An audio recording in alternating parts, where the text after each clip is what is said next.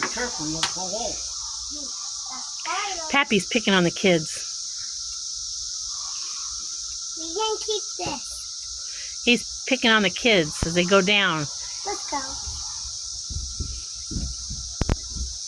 We can keep this. Nothing. I don't know. Huh?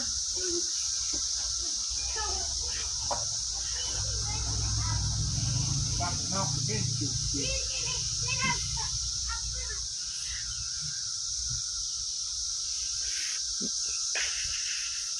I told him that in front of the kids I was going to take that stick and hit it upside the head if he picked on the kids with a stick. So do I need to hit you upside the head, mister?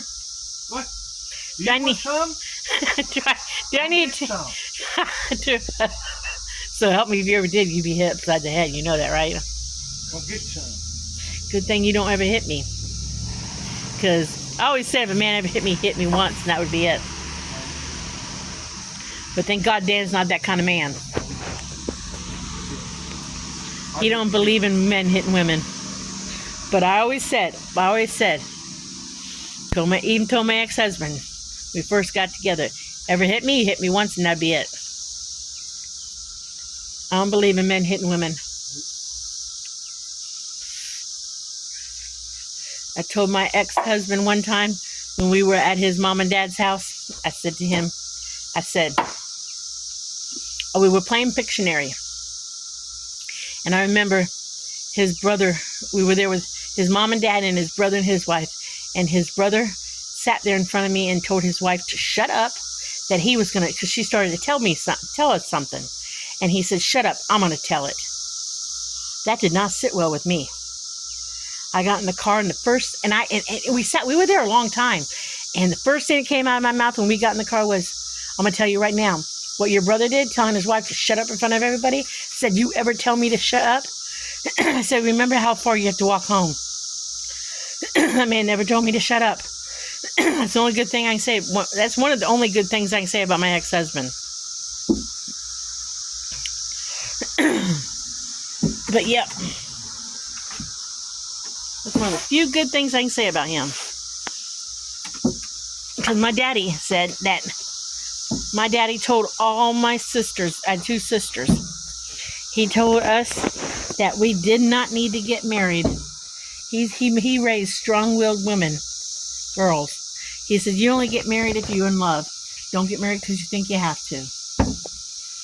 He was a firm believer in that. That's my knocker-outer. That's your knocker-outer? Yep. Well, it's not going to be a knocker-outer. It's going to be a knocker-outer till you use it for what you want to use it for. I want to use it. Yeah, my brothers did it to me. I want to use it. I want to put a nice rope or something, a nice decorative rope on both ends, and I want to hang it up on the wall with some Indian blankets. And I've got an antique Western blanket that was my dad's when he was a child, and that's what I want to do with it. I can't flip the phone around, so I just got to put it on you, baby. Let them look at your handsome mug. That's what you say. Because you're a very handsome man. So if you might have different things to say. You're a very handsome man, baby. But I'll let them raspberries go. I might be able to get me a quart of raspberries. over there in that bush, They're all the way down along there and here. I might be able to got wild raspberries growing out here. might be able to pick me enough, and you can you get a yellow cake mix. And you mix all the raspberries in that yellow cake mix, and you just bake the cake. And then I'll slice it, and I'll put milk and sugar on it, and that's a meal. Ugh. Ugh. Yeah, buddy. I thought you were going to say put some cream cheese frosting or something on it. No. Used to eat that all. Mom used to make that all the time. We'll do it if you want to do it, but that doesn't sound pleasant to me. Yeah, you mix it in with your, Yeah, I mean, the cake-wise, yes. You mix it in putting with milk on it doesn't sound pleasant. Well, you don't have to pour milk. Mom always, gave the choice. You could eat it like that, or sprinkle a little sugar on it and put milk on it.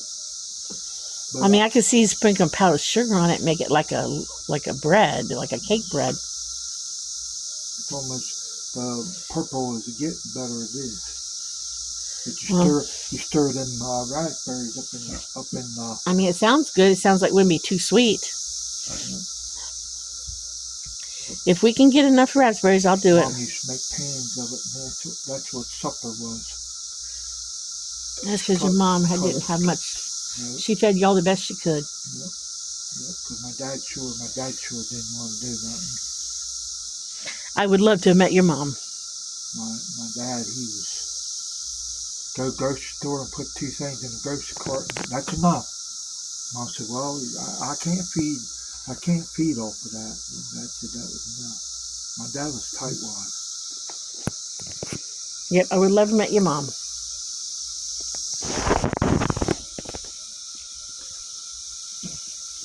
I think she was a strong woman, the way it sounds. My dad would get 2 weeks vacation. Instead of taking 1 week, he'd take them both, and then you would have to struggle. You would have to struggle until you got back to work and get paid. Mom used to tell him, she said, I don't know why you ever do that. She said, you know it's hard.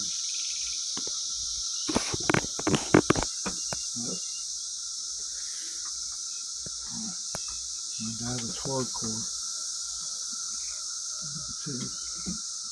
Like I said, I had 2 aunts walk up to me when my mom passed away and said, he might have been our brother, but we didn't like the way he done.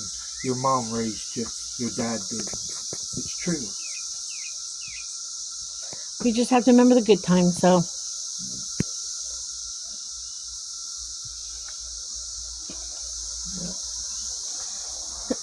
I mean, I feel blessed that my parents were good to me.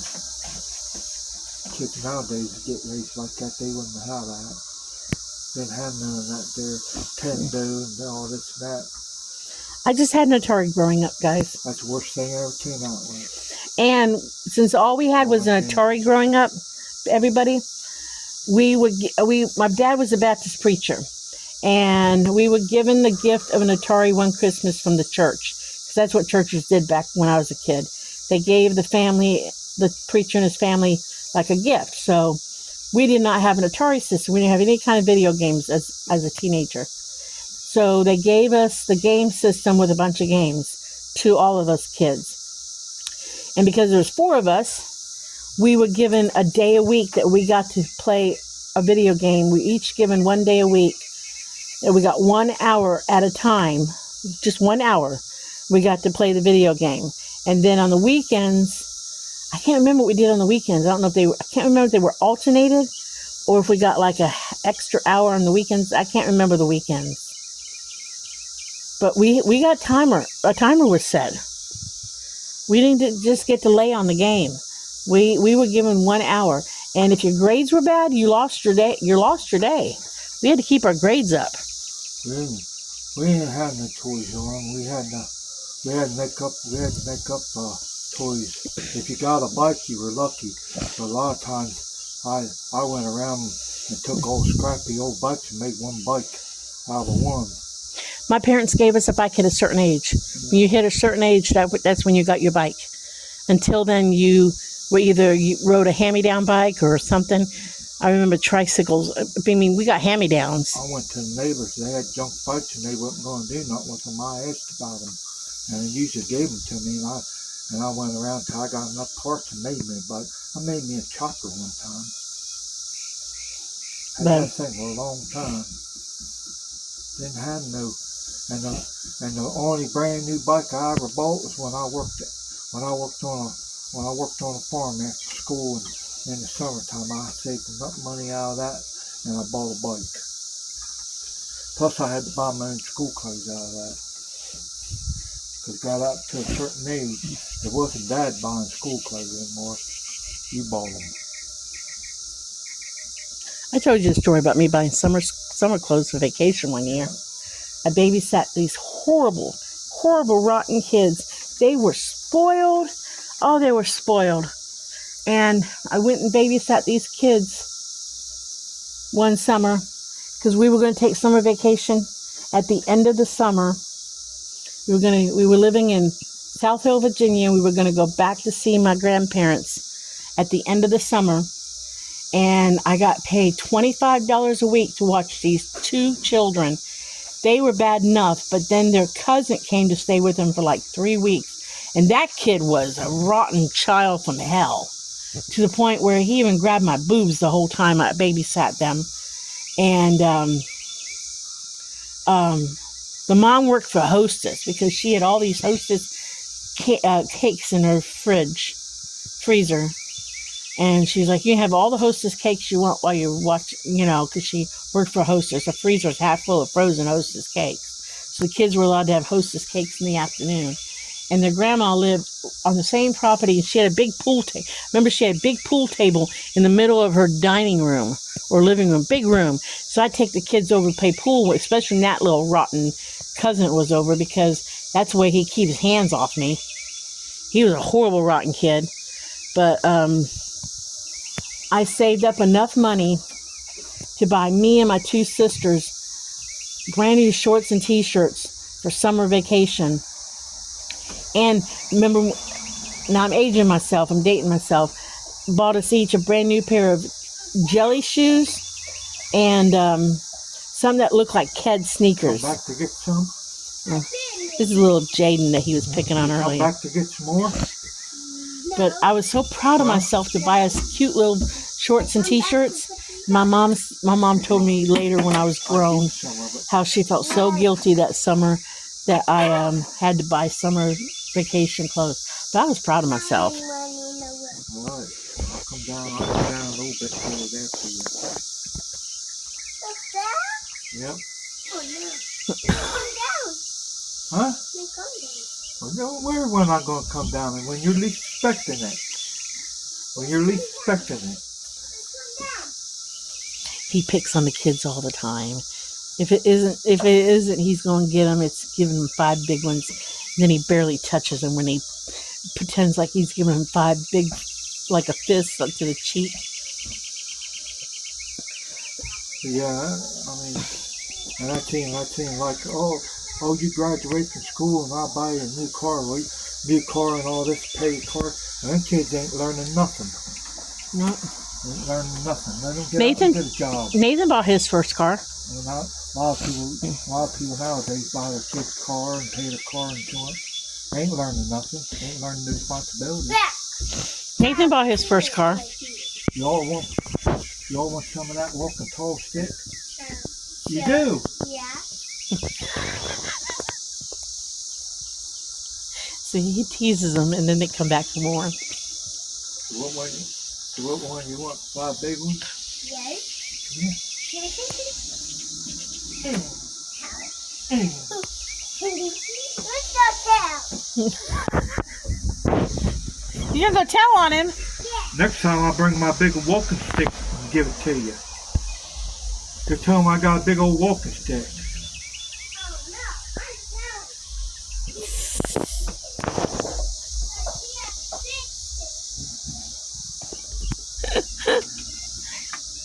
Oh, no. Oh, mercy. These are the moments I enjoy with the grandkids.